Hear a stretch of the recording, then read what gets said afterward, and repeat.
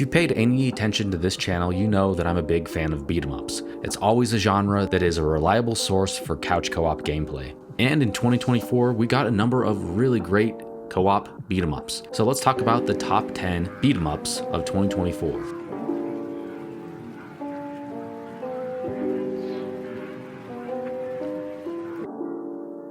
Maiden Cops is one of the lesser known games on this list, and it's also the most perverted game on this list. So just know that before you go in to play this. This one's a pretty straightforward beat 'em up. It definitely doesn't add anything new to the genre, and it's not trying to. You play as these hyper-sexualized female cops that are also cows and bunnies and stuff. I really don't know anything about this. I don't know if this is based off of something. Maybe one of you guys can let me know. If you can get past the hyper-sexualized stuff here, it's a pretty decent beat 'em up. One of the most anticipated beat 'em ups to come out this year was G.I. Joe Wrath of Cobra. If you grew up in the 80s or 90s, chances are you were a fan of the G.I. Joe franchise. So it's kind of wild that we never had a G.I. Joe beat 'em up like this back in the day. This would have been perfect for the arcades. Unfortunately, this game kind of had some mixed reviews. The main complaints being that it's just kind of a generic beat 'em up.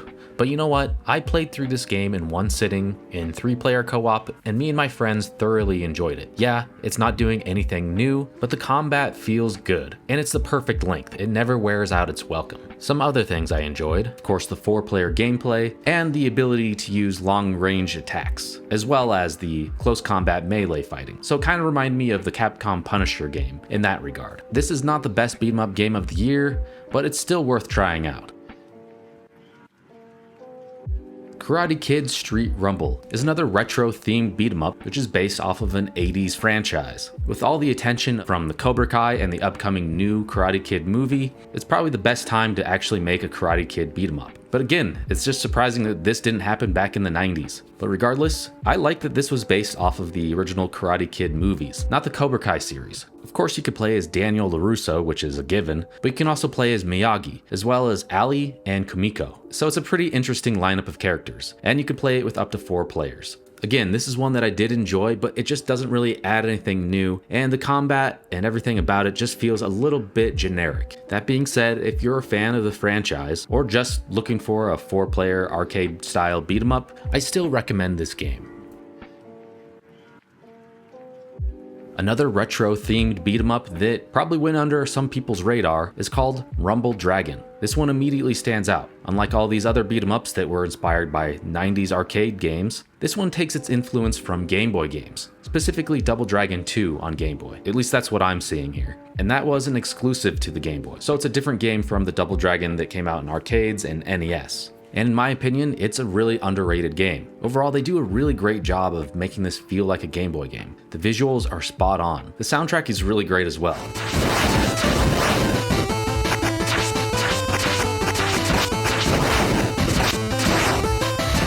This one's only 2 players, but if you're looking for a beat 'em up that's a bit different, Rumble Dragon might be your game, and it's only $5.99 on Steam. And another late release in 2024 is Maki Paw of Fury. This is an arcade-style beat 'em up where you play as these cute animal characters. This one definitely reminds me of the Cowboys of Moo Mesa game or Bucky O'Hare. You're able to choose out of 3 different characters, and they each have their own stats. But I really like the hand-drawn art style here. Visually, the game just looks really great. And overall, it's definitely a solid beat 'em up.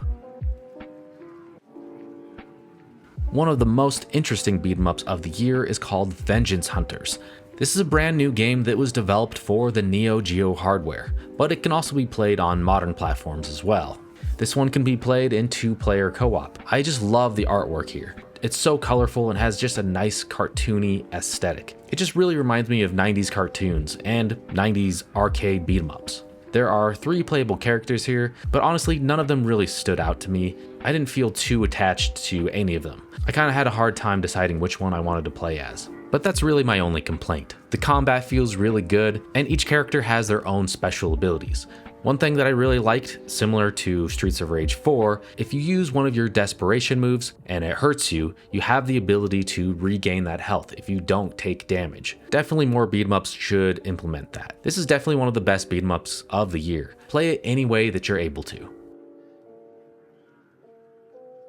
River City Saga: Three Kingdoms Next. So this is the follow-up to River City Saga: Three Kingdoms, which came out back in 2022, and it's a continuation of the Kunio-kun series. So if you're familiar with River City Ransom, this is pretty much that kind of gameplay, but set in the Three Kingdoms world. Much like most River City Ransom or Kunio games, you're just gonna go around and fight a bunch of enemies. You can pick up items, and you can pick up money, and you can upgrade your stats. This one continues on with the exploration aspect as well. In every area, you're gonna have objectives. So you're gonna have to go around and try to find specific bosses to battle. This doesn't really change the format too much, other than you can ride a motorcycle for some reason, but it's pretty much more of the same. So if you like the Kunio-kun series, you're definitely gonna like this one too. The original Night Slashers is one of my favorite old school arcade beat 'em ups, and I have covered it a few times on this channel. Well, recently there has been a remake of Night Slashers. Unfortunately, it has not been favorably reviewed. But one benefit it has over the original game is that now you can play it in 4-player co-op, when the original had just 3-player. So that's cool. You're also able to choose the new soundtrack with remixed songs or the original arcade soundtrack. It's always nice to have those options. But unfortunately, the visuals here are greatly lacking. It just looks like a really low budget game. And there's still some glitches here and there, so it definitely could have used more polish. But if you are a fan of the original game, I still think it's worth trying out. Just lower your expectations. And if you're only gonna play one or the other, definitely just play the original one. But if you want to play a really good horror themed beat 'em up, you should try Fist Hell. This is one of the games in UFO 50, which is a collection of 50 8-bit style games. And this is one of my favorites from the collection.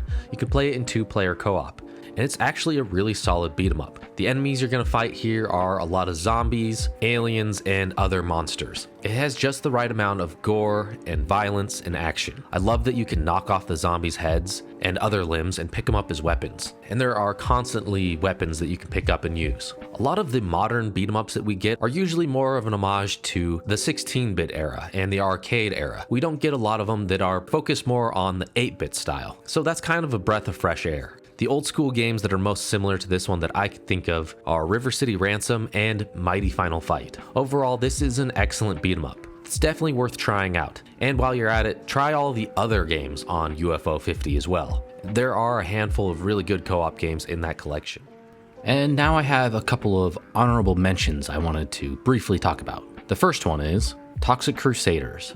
Now, at the time of recording this game has yet to come out, and there's no official release date yet, but I've been waiting for this game for quite a while. I actually got a chance to play it back in 2023 at the Portland Retro Gaming Expo. The most obvious game to compare this to is Shredder's Revenge. It has similar pixel art style and colorful characters, and the combat's really great as well. This one was developed by Retroware, and they've put out some really great games this year, including Prison City and Iron Meat. Anyway, from what I did play of this game, I really enjoyed it. I can't wait to sit down and play it with 3 other friends. And the other game I wanted to talk about is called Backstreet Warriors. This is a Pico 8 game, and it was created by Seba Games Dev, who is known for Fight and Rage, which is often considered to be one of the best modern beat 'em ups ever. This game is definitely polished and it feels really good, but it's a Pico 8 game, so it's very short. You can beat this game in under 10 minutes. The combat here is really simple, and it kind of feels like a Game Gear or Master System type of game. But basically there are 99 enemies. You and your teammate just join together and try to defeat all of the enemies. And that's it. There's only one level. So this one is more of like a tech demo of some sort. But I wanted to mention it because it's just a really interesting game. And if you're a fan of Fight and Rage, you probably want to try it. And for my last honorable mention, this one is a little bit weird. This is Batman Returns on the Sega Genesis. So this is actually a Super Nintendo game that's being ported to the Sega Genesis, and it comes out on Christmas Day. The reason why I wanted to mention it is this has some updates over the Super Nintendo version. Now you can have more enemies on screen, it's a higher resolution, and for the first time ever, this game can now be played in 2-player co-op. The Sega Genesis is my favorite console of all time, so I'm really excited to try this one out.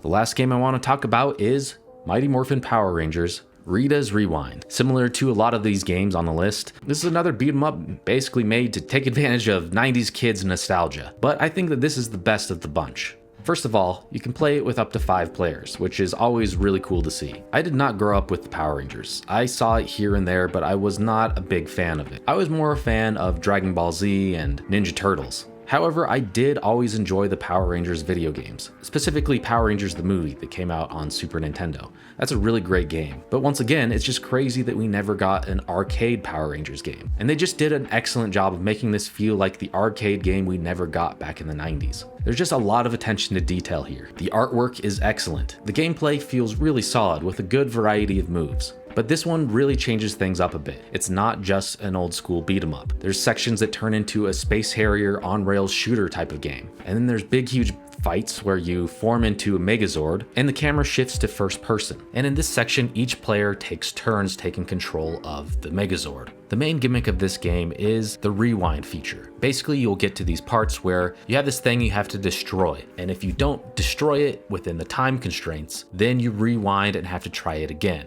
So that definitely changes things up a bit. Unlike G.I. Joe and Karate Kid, which are totally decent beat 'em ups, but like I said, both of those games are just kind of generic. They don't really add anything new or really put in a lot of effort to make them stand out. That's not the case here. This one really feels like it was made with love. This was made by fans of the Power Rangers series as well as old school beat 'em ups. Everything about this game feels intentional. So not only is this one of the best beat 'em ups of the year, I think it's just one of the best co-op games of the year as well. I highly recommend you play Mighty Morphin Power Rangers Rita's Rewind.